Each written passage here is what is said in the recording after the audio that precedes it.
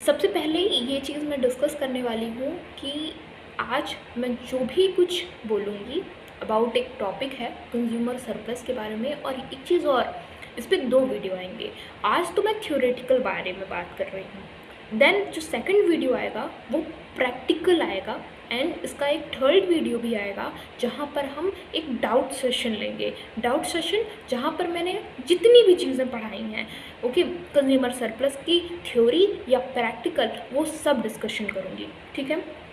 तो अभी मैं जो चीज़ें बता रही हूँ, लास्ट में, वीडियो के लास्ट में, इसी वीडियो के लास्ट में आपको हर चीज़ें मिल जाएंगी। जितनी भी चीज़ों का मैंने आज डिस्कशन किया है उन सभी चीज़ों का आपको वीडियो के लास्ट में एक फ़ोटो के फॉर्म में, ठीक है ना, जिस तरीके से मैं शॉर्ट्स वीडियोस में डालती थी, है ना, तो उस तरीके से ही आपको वो चीज़ें अवेलेबल हो जाएंगी, ठीक है। तो आज हम बात करने वाले हैं कंज्यूमर सरप्लस। कुछ समझ में आ रहा है कंज्यूमर सरप्लस मतलब क्या? तो देखिए, कंज्यूमर सरप्लस, यहाँ पर सरप्लस की बात कर रहे हैं, कुछ प्लस हो रहा है ना। मैंने सिर्फ अभी आपसे मज़े मज़े में ऐसे ही बहुत इम्पोर्टेंट बात कह दी, ठीक है, और उससे ही आप चीज़ें बहुत ही अच्छे तरीके से जो है आइडेंटिफाई करके आप कर लेंगे, ठीक है ना। तो कंज्यूमर सरप्लस जो है, यहाँ पर हम एक्सप्लेनेशन तो इसकी बाद में करेंगे, पर ये जो कॉन्सेप्ट है ये किसने दिया था, ठीक है। आपको कुछ चीज़ें याद रखनी होंगी। फर्स्ट थिंग कि ओरिजिनली ये कॉन्सेप्ट किसने दिया था, तो ये क्लासिकल्स ने दिया था, ठीक है। आप शॉर्ट्स वीडियो में जाएंगे, वहाँ पर क्लासिकल्स के बारे में बहुत कुछ मैंने बताया है। मैं वीडियो भी उस पर करूँगी, पर आप वो देख लेंगे तो आपको बहुत ही अच्छे से क्लियर हो जाएगा कि क्लासिकल इकोनॉमिस्ट कौन कहलाते हैं, ठीक है। फिर उसके बाद जो इसको मॉडिफाइड किया वो थे जीवियंस एंड जूले एंड डुपिड। डुपिड जो थे एक फ्रेंच इंजीनियर इकोनॉमिस्ट थे। 1844 में ये कॉन्सेप्ट जो है कंज्यूमर सरप्लस का इन्होंने दिया था। देन लास्टली जो ये कंज्यूमर सरप्लस का कॉन्सेप्ट है मॉडिफाइड किया गया था, वो अल्फ्रेड मार्शल के द्वारा किया गया था। तो आपको कितने नाम याद रखने हैं? सबसे पहले ओरिजिनली किसने दिया था, तो क्लासिकल्स ने दिया था।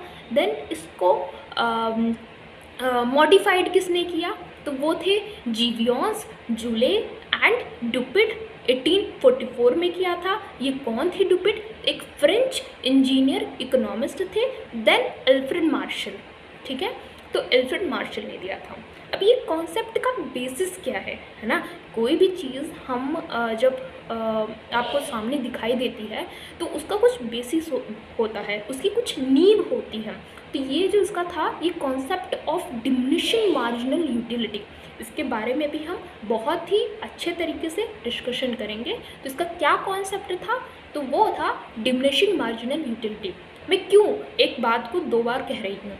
मैं इसलिए कह रही हूँ जिससे आपका रिवीजन हो जाए, आप पढ़ भी लें और आपको एक बार में ही याद हो जाए, आपको दोबारा उस चीज़ को ना पढ़ना पड़े, इसलिए। देन आज हम बात करने वाले हैं किसकी एक्सप्लेनेशन के बारे में। देखिए, सिंपल चीज़ आप ये याद रखिए कि अगर कंज्यूमर सरप्लस मतलब potential price minus actual price. अब पोटेंशियल प्राइस या एक्चुअल प्राइस क्या होता है, इसको और भी सिंप्लीफाइड वे में करें तो what a person is willing to pay minus what he actually pays, ठीक है। What a person is willing to pay minus what he actually pays, या potential price minus actual price. Suppose मेरे को एक Apple खरीदना है, एक Apple खरीदना है, और उस एप्पल के मैं जो पैसे चुकाने चाहती हूँ, मैं 4 रुपये चुकाने चाहती हूँ, पर उस एप्पल की जो एक्चुअल प्राइस है, एक्चुअल प्राइस जो है वो 2 रुपये है। तो कंज्यूमर सरप्लस क्या हो जाएगा? Potential price. मैं क्या चुकाना चाह रही हूँ? 4 रुपये चुकाना चाह रही हूँ। उस एप्पल की प्राइस कितनी है? 2 रुपये है। तो 4 माइनस 2, तो वो क्या हो गया? कंज्यूमर को वो सरप्लस मिल गया, ठीक है, 2 रुपये का। मतलब उसका फ़ायदा हो गया ना। 4 रुपये चुकाना चाहता था, 2 रुपये में मिल गई, तो 2 रुपये का फ़ायदा हो गया। तो वो बोलते हैं कंज्यूमर सरप्लस, ठीक है। आई होप आपको ये चीज़ें समझ में आ गई होंगी। अब हम इसके एजम्पशंस के बारे में बात करते हैं। मैंने एक चीज़ और कही थी कि इकोनॉमिक्स एक सोशल साइंस है, इकोनॉमिक्स एक सोशल साइंस है, एक आर्ट है, जहाँ पर आप इन चीज़ों के बारे में पढ़ते हैं कि कोई भी लॉ दे दिया तो उसमें कुछ एजम्पशंस भी लाएंगे। क्यों लाएंगे? कि जिससे वो लॉ बहुत ही सटीकता से हम उसको एक्सप्लेन कर पाएँ, है ना। अब देखिए इसका जो पहला एजम्पशंस है, मैंने कहा था ना कि इस कॉन्सेप्ट का बेसिस क्या है, डिमिनिशिंग मार्जिनल यूटिलिटी, और डिमिनिशिंग मार्जिनल यूटिलिटी के बारे में मैं लास्टली एक्सप्लेन करूँगी। तो वही अब बात आ गई है कि यहाँ पर हमने मार्जिनल यूटिलिटी के बारे में हम बात करेंगे और यूटिलिटी के बारे में बात करेंगे। ये बहुत ही इंपॉर्टेंट कॉन्सेप्ट है वैसे। तो देखिए यूटिलिटी जो है मार्शल के अकॉर्डिंग जो है वो मेज़र्ड की जा सकती है। सपोज़ मैंने एक एप्पल खाया, ठीक है, और मैंने एक चॉकलेट खाई, ठीक है। अब मेरे को एक चॉकलेट, जो मार्शल बता रहे हैं, एक चॉकलेट खाई तो मुझे 10 यूटिल्स मिली। यूटिलिटी को किस में मेज़र किया जाता है? यूटिल्स में मेज़र किया जाता है, ठीक है ना। और एक एप्पल खाया उसमें 5 यूटिल्स मिली। तो फिर आप बाद में एक कॉन्सेप्ट पढ़ेंगे कि जो कि हम इसके बारे में डिस्कशन भी करेंगे कि ऑर्डिनल यूटिलिटी क्या होती है, कार्डिनल यूटिलिटी क्या होती है। 2 टाइप होते हैं यूटिलिटी के। तो क्या ये सही है ना। हम तो सिर्फ रैंक दे सकते हैं ना कि हाँ मैंने मीठा जो खाया था उसमें मुझे ज़्यादा सेटिस्फैक्शन मिला, है ना, और जो एप्पल खाया उसमें हमें कम सेटिस्फैक्शन मिला। देखिए यूटिलिटी मतलब सिंपल आप ये समझ लीजिए, एक ऐसी फीचर्स होती हैं, एक ऐसी प्रॉपर्टीज़ होती है जहाँ पर हमको हैप्पीनेस मिले, खुशी मिले। सिंपल यूटिलिटी मतलब खुशी मिलना। हम कोई चीज़ खा रहे हैं तो हम खुशी के लिए खा रहे हैं, हम चॉकलेट खा रहे हैं तो वो खुशी के लिए खा रहे हैं। अब कितनी खुशी मिली, एप्पल खाने में ज़्यादा खुशी मिली या चॉकलेट खाने में ज़्यादा खुशी मिली, वो आप डिसाइड करिए, आप डिसाइड कीजिए। तो सेकंड सी में कॉन्सेप्ट आ जाता है कि मैंने एप्पल खाया और चॉकलेट खाई तो मुझे चॉकलेट वाले में ज़्यादा खुशी मिली। वहीं पर बगल में एक आदमी था, उसने उसको एप्पल खाने में ज़्यादा खुशी मिल गई।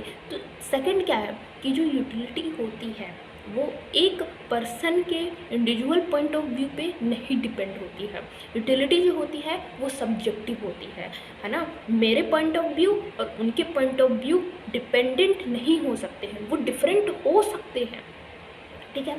और तीसरा हम पढ़ेंगे कि इसका टेस्ट, इसका करेक्टर और इनकम जो भी इंडिविजुअल होगा वो कांस्टेंट होगा। मान लो यहाँ पर मैं बोल रही हूँ कि ये कंज्यूमर सरप्लस का जो कॉन्सेप्ट होगा इसमें सबसे इम्पॉर्टेंट बेसिस है कि जो भी व्यक्ति है, मेरा टेस्ट नहीं बदलना चाहिए। मीठा खा रही हूँ तो मीठा ही खाऊंगी, खट्टा खा रही हूँ तो खट्टा ही खाऊंगी, है ना। मेरा करेक्टर मतलब क्या होता है? देखिए यहाँ पर करेक्टर मतलब चरित्र नहीं होता है, इकोनॉमिक्स थोड़ी अलग है।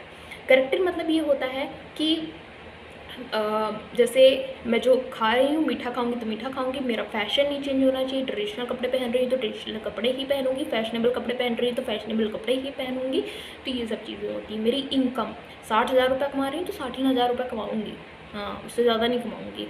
तो ये चीज़ें हैं, ठीक है ना। तो ये सब चीज़ें जो होंगी वो कॉन्स्टेंट होंगी, ठीक है। तो किसके बारे में बात की? मैंने टेस्ट के बारे में बात की, मैंने करेक्टर के बारे में बात की, मैंने इनकम के बारे में बात की। चौथा concept marginal utility of money. Marginal utility मतलब क्या होता है कि सपोज मैंने एक चॉकलेट खाई, फिर से एक चॉकलेट खा ली मैंने, ठीक है।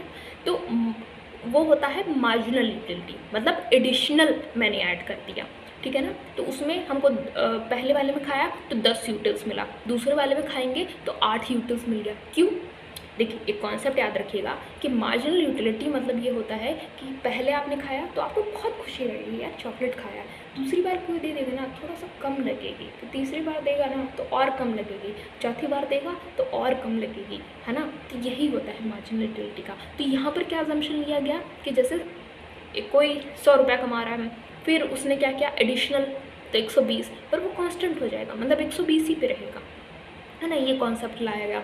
फिर उसके बाद यहाँ पर जो सब्स्टिट्यूट गुड्स होंगे, मैंने बोला था अपने लास्ट वाले वीडियो में कि मैं सब्स्टिट्यूट और कम्प्लीमेंट गुड के बारे में बात करूँगी। तो आज सब्स्टिट्यूट गुड बहुत बार आ रहा है, तो आज तो इसकी बात कर ही लेते हैं।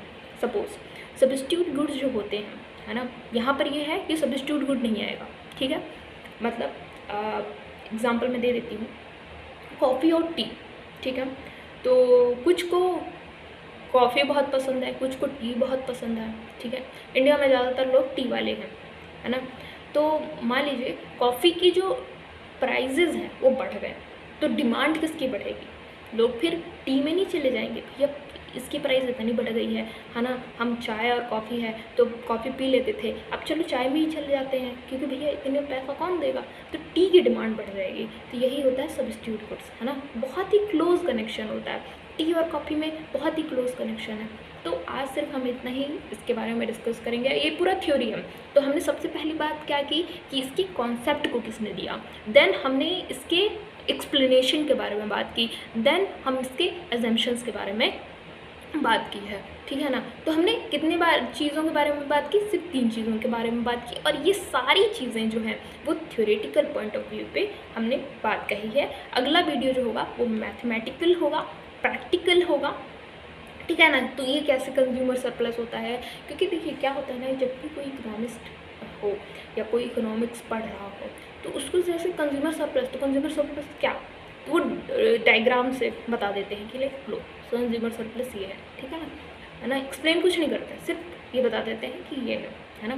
तो इसके सारे जो है अगली वाली स्लाइड में, है ना, इस वीडियो के लास्ट होते ही आपको सारा इसका जो है सब कुछ मैं आपको दे दूँगी इसी वीडियो में, जो भी इसके जितना मैंने पढ़ाया है वो सब चीज़ें, ठीक है। तो आज के लिए सिर्फ इतना ही है, मिलते हैं अगले वीडियो में। Thank you so much.